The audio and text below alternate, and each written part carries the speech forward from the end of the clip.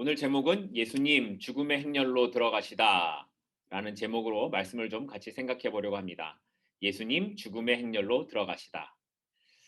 코비드-19으로 인해 전 세계인의 삶의 모습이 달라진 지가 벌써 1년이 넘었습니다. 예전의 삶으로 돌아갈 수 있을까를 걱정하는 사람들도 있지만 미국에서는 백신의 효과 때문인지 몰라도 감염되는 사람들의 숫자가 줄어들고 활동을 제한하는 단계도 낮아지는 추세에 있습니다. 아마도 시간이 흘러서 치료제도 개발이 되고 백신도 독감처럼 맞게 되는 그런 날이 오면 지금 이 코비드 19을 겪었던 이 시간들, 이 기억들도 희미해져 갈 것 같습니다. 하지만 그런 시간이 온다고 해도 지금의 이 때를 영원히 잊지 못하는 사람들도 있을 겁니다. 바로 코로나로 인해 가족을 잃은 사람들이 그럴 겁니다. 통계를 보면 전 세계 인구 중에 약 280만 명이 코로나로 사망을 했고요. 미국만 하더라도 58만 명이 사망을 했다고 합니다. 한 사람 한 사람의 생명이 소중하고 귀하지 않은 생명이 없습니다. 그런데 280명이나 되는 사람들이 죽었고 그 죽음 앞에 슬퍼하는 수많은 가족들이 있었습니다. 더 안타까운 현실은 이 가족들이 마지막 죽음 앞에서도 함께 할 수가 없고 마지막 인사도 할 수 없었다라는 데 있습니다. 격리가 되고요. 갑자기 병세가 악화되면 가족들은 인사를 할 수도 없고 정상적으로 장례 절차도 할 수 없이 그 가족을 떠나보내야만 하는 겁니다. 그런데 오늘 본문에 등장하는 한 여인의 삶은 이런 모든 슬픔만큼이나 괴롭고 아픈 그런 슬픔이지 않을까 하는 생각을 하게 합니다. 지난주에 살펴본 대로 가버나움에서 백부장의 종을 고치신 예수님은 갑자기 발걸음을 돌려서 나인이라는 성을 향해 가십니다. 나인 성은 가버나움에서 남쪽으로 40km, 마일로는 한 25마일 정도 떨어진 곳에 위치하고 있었기 때문에 걸어서 간다고 하면 거의 하룻길을 가야만 하는 그런 거리였습니다. 그런데 예수님이 갑자기 이곳을 향해 가시는 거예요. 그리고 제자들과 많은 사람들이 예수님을 따라 그 길을 같이 가기 시작했습니다. 그리고 예수님과 그 따르는 사람들이 나인성 가까이 왔을 때쯤 예수님의 행렬은 나인성에서 나오고 있는 한 장례 행렬과 마주하게 됩니다. 그런데 그 장례 행렬의 상여를 보니까 덮개도 없이 그냥 나무관으로만 짜여져 있었고 그 뒤를 따르는 어머니의 울음소리에 그 모습을 쳐다보는 안타까운 눈빛을 가진 사람들의 표정만 보일 뿐이었습니다. 왜냐하면 이 어머니의 아들 젊은 청년이 죽었기 때문이었습니다. 본문은 이 청년의 나이나 죽은 원인에 대해서는 이야기하고 있지 않지만 이 청년이 외아들이었고 어머니는 과부였다고 말함으로써 이 청년의 죽음이 어머니에게 얼마나 절망적이었는가를 말해주고 있습니다. 생각해 보세요. 과부, 그러니까 그녀는 남편이 죽고 홀로 아들을 키워야 하는 삶을 살았습니다. 그런데 성경에서 사회적인 약자를 말할 때 언급되는 사람들이 누굽니까? 고아와 과부입니다. 출애굽기 22장 22절 말씀을 보면 너는 과부나 고아를 해롭게 하지 말라라고 말하고 있고 스가랴 7장 말씀에도 과부와 고아나 나그네와 궁핍한 자를 압제하지 말라라고 말씀하고 있습니다. 이렇게 당시에 남자가 경제의 주체였던 사회에서 본다면 남편 없이 아들을 키운다라는 것은 경제적으로 어려움과 또한 서름이 극심했다라는 것을 의미하는 겁니다. 그럼에도 그녀는 이런저런 어려움들이 있었지만 자신의 아들을 잘 길렀고 그 아들이 자기의 희망이라고 생각했을 겁니다. 그런데 지금 그 아들이 죽은 겁니다. 이 여인에게는 아들이 전부였을 겁니다. 자기의 희망이고 자기가 살아갈 수 있는 힘이 아들이었을 겁니다. 그런데 이 아들이 죽었어요. 이거는 단순히 가족이 죽었다라는 의미보다 자신의 모든 것이 무너져 버렸다라는 것을 의미하는 겁니다.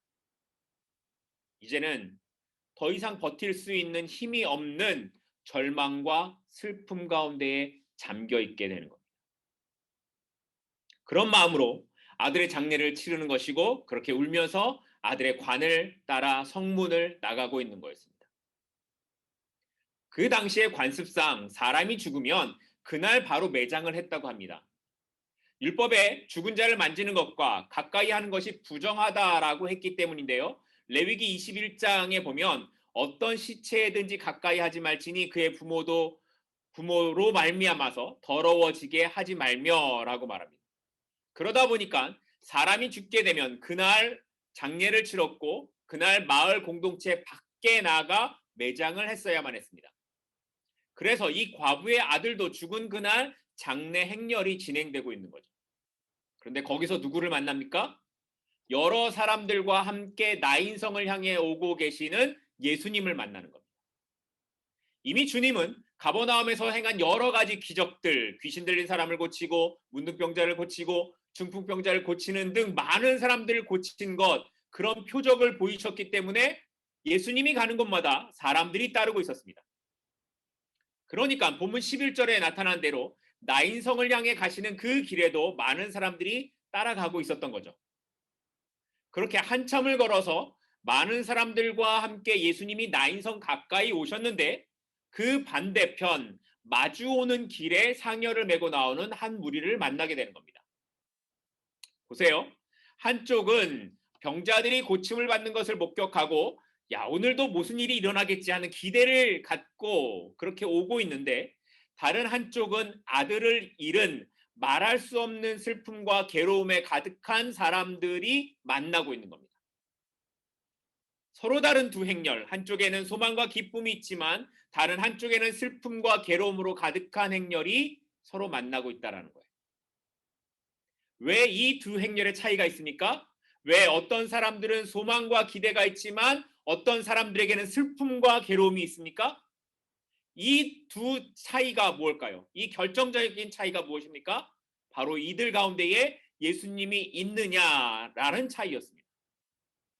예수님과 함께한 사람들은 예수님의 능력을 받고 그들 가운데에 어떤 소망이 있었을 겁니다. 그러나 예수님을 만나지 못한 죽음의 행렬 속에 있는 사람들은 인생이 괴로움이고 인생이 슬픔일 수밖에 없었습니다. 왜요? 나의 기대와 소망이 아들이었는데 그 아들이 죽었기 때문입니다. 내 모든 것이 사라져버린 겁니다. 예수님 없이 사는 인생이란 그런 겁니다. 이 땅의 모든 기대와 소망을 두고 살아갑니다. 이 땅에 누리는 것들이, 보이는 것들이 전부인 인생입니다. 그러다가 그게 죽으면, 그게 사라져버리면 인생이 사라지는 것이고 그 후의 삶이란 괴로움과 슬픔뿐일 수밖에 없다라는 겁니다. 그것이 사망의 길을 가고 있는 사람들의 결국인 겁니다. 그런데 그 행렬 속으로 예수님이 들어오신 겁니다. 시간적으로 보면 예수님께서 가버나움을 출발하셨을 때 이미 나인성에서는 과부의 아들의 죽음이 일어났을 것이고, 그렇다면 예수님은 이미 가버나움에서 출발하시기 전에 이 과부의 아들의 죽음에 대해서 알고 계셨던 겁니다. 이 모든 상황을 아시고 나인성을 향해 발걸음을 향하셨던 거죠. 더군다나 우리가 살펴보고 있는 이 나인성이라는 지명은 성경 전체에서 여기에만 기록될 정도로 별로 중요하지 않은 그런 것입니다. 이런 상황들을 종합해 보면 예수님께서 나인성을 향해 가신다라는 것은 이미 죽은 아들을 살리기 위한 목적을 갖고 가셨다라는 것을 짐작할 수 있습니다. 이 아들의 어머니가 예수님을 향해 찾아온 것이 아닙니다. 내 아들이 죽었습니다. 살려주십시오. 이렇게 온 것이 아니고요. 예수님께서 그 과부의 아픈 마음을 아시고 그들을 향해 그 죽음의 행렬 속으로 들어가고 계신다라는 겁니다. 그런데 그렇게 죽음의 행렬이 예수님을 만나게 되니까 더 이상 괴로움과 슬픔이 아니라 놀라움과 기쁨의 행렬로 바뀌게 되더라는 겁니다. 예수님으로 인해 부활의 기쁨으로 바뀌어지게 되는 겁니다. 신자가 된다라는 것은 바로 이 기쁨으로 사는 것을 말하고 있는 겁니다. 우리는 원래 이 죽음의 행렬에 있던 사람들이었습니다. 이 땅의 모든 것을 걸고 이 땅의 것을 전부로 알다가 살다가 죽을 사람들이었습니다. 여기가 끝이 나면 소망이 끊어진 슬픔과 괴로움으로 영원히 그렇게 살아야 하는 그 죽음의 길을 살아가는 사람들이었습니다. 그런데 그런 우리의 인생 속으로 주님이 들어오신 겁니다. 우리가 주님을 알기 전에 우리를 먼저 아셨고 우리를 찾아오신 겁니다. 그리고 죽음과 슬픔과 괴로움일 수밖에 없는 나의 인생 속에 부활의 주님이 찾아오셔서 생명을 주신 겁니다. 더 이상 죽음이 없는 영원한 생명으로 우리를 끌어다 놓으신 거죠. 그래서 우리는 더 이상 죽음을 바라보지 않게 된 겁니다. 우리는 죽음과 슬픔이 아니라 부활의 주님을 바라보고 살아가는 것이고 그 주님이 나의 소망 되심을 기뻐하면서 살아가는 것입니다. 이것이 신자로 살아가는 삶의 모습인 겁니다. 바라기는 우리에게 이 소망과 기쁨이 있기를 축복합니다. 이 땅의 것에 목숨을 걸고 죽음의 길로 가는 인생이 아니라 부활의 주님이 나의 소망이 되고 기쁨이 되는 그 길을 함께 가는 저와 여러분이 될 수 있기를 소망합니다. 이렇게 예수님께서 죽음의 행렬을 만나자마자 주님은 그 울고 있는 여인에게 다가가십니다. 오늘 본문 7장 13절부터 14절 말씀입니다. 주께서 과부를 보시고 불쌍히 여기사 울지 말라 하시고 가까이 가서 그 관에 손을 대시니 맨 자들이 서는지라. 예수께서 이르시되 청년아 내가 내게 말하노니 일어나라 하시매. 여기 13절을 보면 예수님께서 이 과부를 보시고 어떻게 하셨다고요? 불쌍히 여기셨다라고 합니다. 그런데 이 불쌍히 여기셨다라는 단어가 원어로 보면 스플랑크 니조마이라는 단어라고 해요. 근데 이 스플랑크 니조마이라는 단어가 스플랑크마라는 단어에서 온 거라고 합니다. 그리고 이 스플랑크마라는 뜻은 창자가 뒤틀어지는, 속에 있는 내장이 다 뒤틀어지는 이런 뜻을 갖고 있습니다. 그러니까 여기에 불쌍히 여기셨다라는 말은 내 속에 있는 내장이 다 뒤틀어지고 끊어지는 것 같은 고통이 느낄 정도로 아파하시는 주님의 마음을 보여주고 있는 겁니다. 주님은 과부를 불쌍히 여기실 때에 그런 마음으로 보셨다라는 거예요. 그래서 그 다음에 예수님이 하시는 행동이 뭐예요? 가까이 가서 관에 손을 대시는 거예요. 앞에서도 말씀드렸지만 유대인들에게 있어서 시신은 부정한 것이었습니다. 그래서 가까이 하지 말라고 장례도 빨리 하는 거죠. 그런데 예수님이 그 관에 손을 대고 말씀하시는 겁니다. 만약에 예수님이 청년을 살리기 위한 것이 목적이었다면, 손을 대야만 하는 것이 청년을 살리기 위한 목적이었다면 굳이 이렇게 하실 필요가 없으셨을 겁니다. 얼마든지 말씀만으로도 이 청년을 살리실 수 있는 능력이 예수님에게 있었으니까요. 이 사건 전에 백부장의 종을 고치실 때 예수님은 뭐 나아라, 나았다 이런 말도 안 하셨는데 그 백부장의 종이 병이 나음을 받았어요.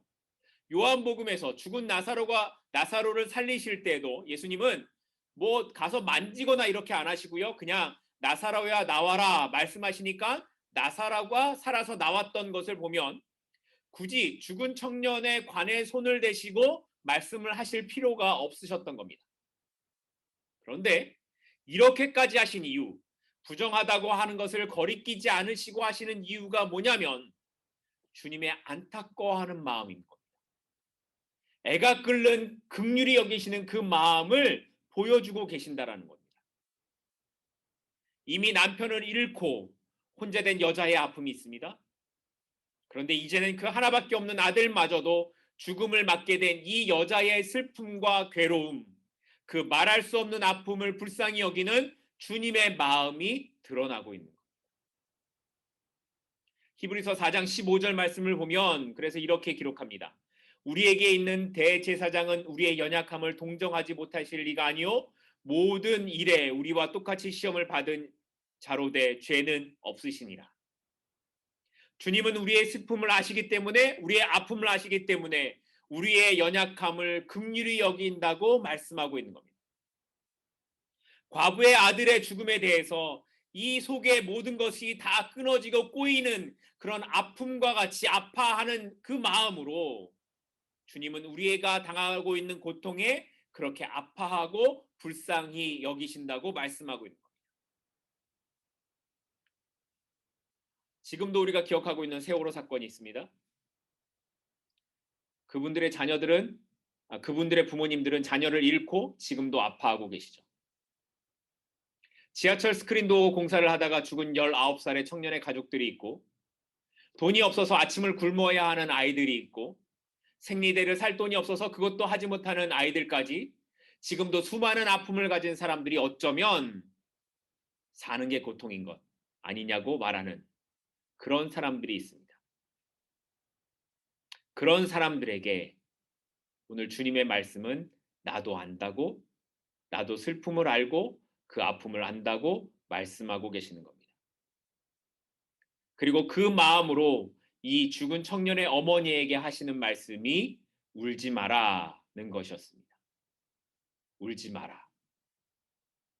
사실 이 말이 이 어머니에게 얼마나 위로가 될 수 있다고 생각하십니까? 지금은 우는 것 외에는 할 수 있는 것이 아무것도 없는데, 이렇게라도 울지 않으면 가슴이 터질 것 같은데 울지 말라고 한다고 한들 안 울 수가 있겠습니까? 그리고 어쩌면 이렇게 그만 울라고 하는 말은 주변 사람들에게서도 많이 들었을 말일 겁니다. 하지만 이 말이 아들을 잃은 어머니에게 위로가 될 리가 없었습니다. 물론 그 말을 하는 뜻이 무슨 뜻인지 무슨 의미인지는 알고 있지만, 나를 위로하고자 하고 나를 걱정하는 말이라는 것을 알고 있지만, 사람들이 하는 이 울지 말라는 말은 정말 가슴으로 이 어머니에게 위로가 되지는 못했을 겁니다. 그런데 주님의 말씀도 울지 말라는 것이었습니다. 울지 말라. 주님이 내 슬픔을 아신다고 하니까 내 이 말이 무조건 위로가 될까요? 그런 것이 아니었습니다. 주님의 말씀은 다른 사람들과 다른 힘이 있었기 때문에 그 말이 달랐던 거죠. 누가복음 7장 15절을 보면 죽었던 자가 일어나 앉고 말도 하거늘 예수께서 그를 어머니에게 다시 주셨다라고 기록합니다. 예수께서 관에 손을 대시고 청년아 일어나라라고 말씀하시니까 그가 일어나 앉고 말도 한 겁니다. 울지 말라라고 말씀하신 그 주님의 말씀에는 이러한 능력이 있었던 거죠. 다시 살리시는 능력, 사람들이 아무런 기대도 갖지 않았지만 그러나 그 기대를 뛰어넘는 주님의 능력이 있기에 주님의 이 말씀에는 힘이 있었던 겁니다. 세상에 그런 일이 일어날 수가 있겠냐고, 죽은 사람이 살아나는 게 가능하냐고 사람들은 생각하지만, 그러나 지금 그들에게 주님은 이것이 메시아임을 보여주고 계시는 것입니다. 더구나 이 여인이 다시 살아난 아들을 품에 안았을 때 이 엄마의 마음은 어땠을 것 같으십니까? 이건 말로 표현할 수가 없을 겁니다. 그 순간이 천국이고 모든 게 감사하고 아마 그렇겠죠.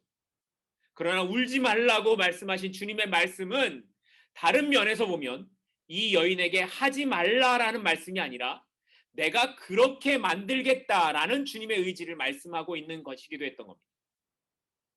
오늘날에도 이렇게 우리의 눈물을 닦으시고 우리의 슬픔이 기쁨이 되게 하시는 기적과 같은 일들은 많이 일어납니다.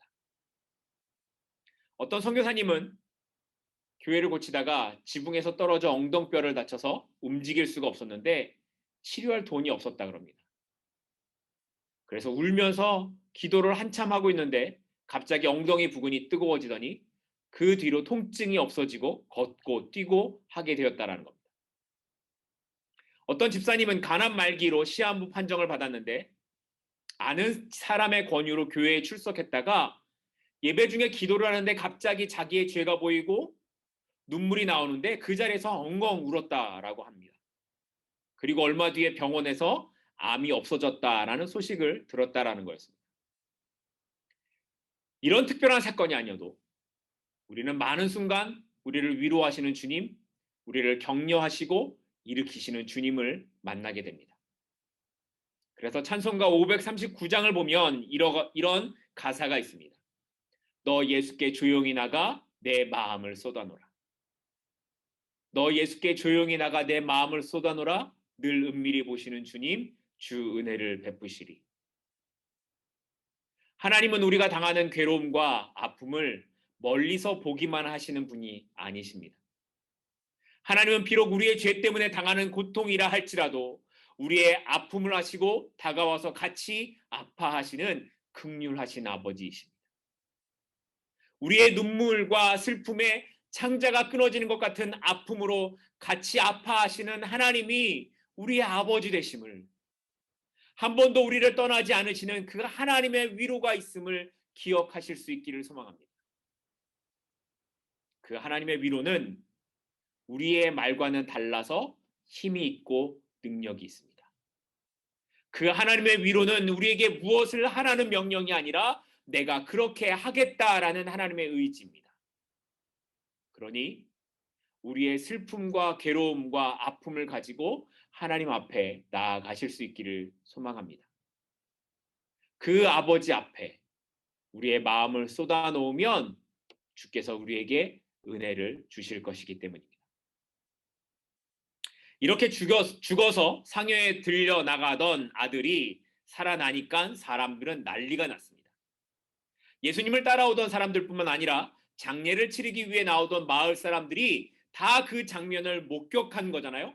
그때 그 사람들의 반응을 오늘 본문 16절은 이렇게 기록합니다. 모든 사람이 두려워하며 하나님께 영광을 돌려 이르되 큰 선지자가 우리 가운데 일어나셨다 하고 또 하나님께서 자기 백성을 돌보셨다 하더라. 사람들의 첫 번째 반응이 뭐였습니까? 두려워했다라는 겁니다. 이 사람이 도대체 어떤 사람이길래 죽은 사람을 살릴 수 있을까? 두려움이 생긴 거죠. 그러면서 드는 생각이 자신들의 위대한 선지자였던 엘리야를 떠올리는 겁니다.